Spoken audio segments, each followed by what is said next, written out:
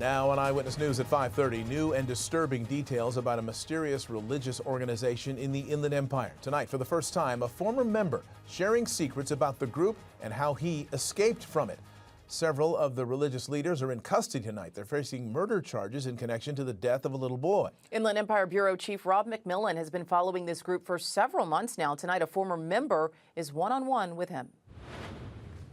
You didn't want to mess with the pastors, because if you mess with the pastors, your whole life would be over. Anthony Duran talking about his 4 years as part of His Way Spirit-led Assemblies, a mysterious religious organization. 3 of the church leaders now facing murder charges for the deaths of 40-year-old Emilio Ganem, reported missing in Redlands in 2023, and 4-year-old Timothy Thomas, who died in 2010 when church leaders allegedly refused to treat him for appendicitis. They don't really believe in doctors. They don't. Whenever you get hurt, whenever you get sick, the only thing they do is pray over you. God will fix you. Duran says his family joined the organization in 2016. Their worship services held at a place inside a Rialto strip mall. Those services led by Pastor Daryl Music Martin and his wife, the prophetess Shelley Catherine Martin. Where they kind of basically close their eyes and they'll be dancing around the room and speaking in tongues, and I'd get goosebumps, and you felt like electricity was running through your bones. It was very weird. Duran says he and many other church members were forced to work at the church-owned business called Full Shield, a pest control company. The purpose of Full Shield was to fund the pastors and the ministry. Working for only $12 an hour, he says he was forbidden to try to find work anywhere else. What he told me was, well, you live with the church and the church takes care of you, so you don't need any extra money. God gives you everything you need. Duran says it was further evidence of how the organization was all about control, the pastors forcing he and his family to endure a 45-day consecration inside their Rancho Cucamonga home. We were only allowed to eat, sleep, and pray.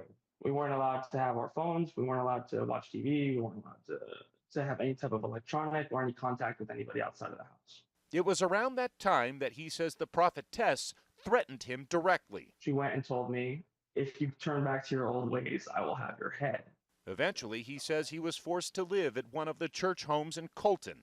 One night in 2019, when the rest of his family was leaving for a dinner cruise with the pastors, he says he made the decision to escape, saying goodbye to his mother for what only he knew would be the last time. I told her, I was like, okay, well, I love you. That was it. She left, and didn't talk to her again.